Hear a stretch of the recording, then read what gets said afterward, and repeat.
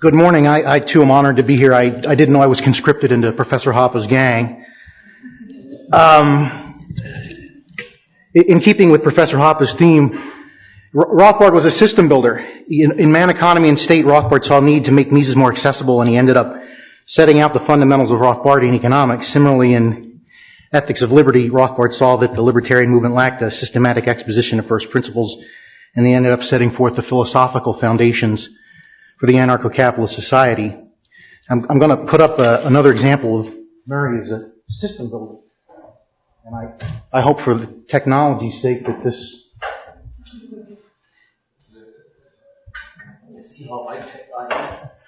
What I'm showing you here is the syllabus from his Econ 742 History of Economic Thought class from the fall of 1994. As you know, Murray would die in January of 1995. Now, I am really one of the most fortunate people on the face of the planet, I think. I have had the distinct pleasure of and privilege of having had classes from both Professor Hoppe and Professor Rothbard, and this was the very last class that Murray Rothbard taught before he died. And this is the actual syllabus that he handed out for that class. Now, I want you to notice a few things about this syllabus. First of all, this is the actual honest-to-goodness syllabus, and it's written with a typewriter. That's the first thing I want you to notice. Rothbard absolutely refused to give up the typewriter. Second, and I know it's a little hard to read, so I'm going to put this up a little bit, but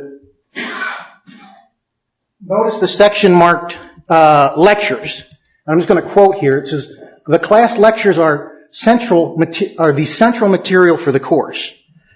Rothbard's lectures were always grand affairs. You never knew where he would go. He was always entertaining, and his knowledge was encyclopedic, and I often fill the margins of my notebooks with references to journals and authors and books that he would just throw out in the middle of his lectures. Finally, I want you to notice the section marked textbooks. I'm going to pull it down a little bit.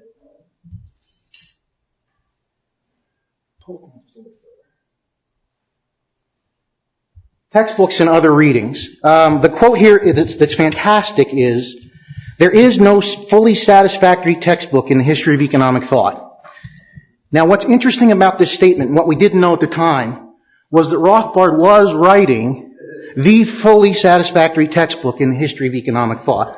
Notice the outline of topics right above the textbook section there. For those of you that have read Rothbard's magnificent History of Economic Thought, published posthumously, you'll note that the outline of topics looks remarkably similar to the table of contents, at least to the first two volumes, through Marx. And then if you note, after Marx, there's a couple of allusions to the marginal revolution in the Austrians, the return of the currency and free banking schools, the neoclassicals, the Ricardians, and Keynes. I can think of some topics that may be appearing in Volume 3. So Murray was using his notes from the manuscript for his History of Economic Thought from which to lecture. In other words, Murray saw a need and once again set out to fill that need and ended up writing another magnum opus. Okay, so what's all of this got to do with the practice of law and legal scholarship? There are kernels of libertarian jurisprudence peppered throughout Rothbard and other writers. But no one, to my knowledge, has systematically set out a cohesive, praxeological Austrian theory of jurisprudence. I see a need to do this. Legally speaking, libertarians get a lot of things right. Non-aggression axiom, all rights are fundamentally a function of property rights. There's Rothbard's underused typology of government intervention in power and market. That's especially helpful in legal analysis. Kinsella's work on IP seems to be on the right track. My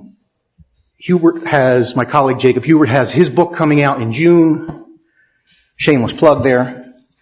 But libertarians also have areas that I think are lacking. For example, punishment theory. There's a lot of stuff that's not settled there, right?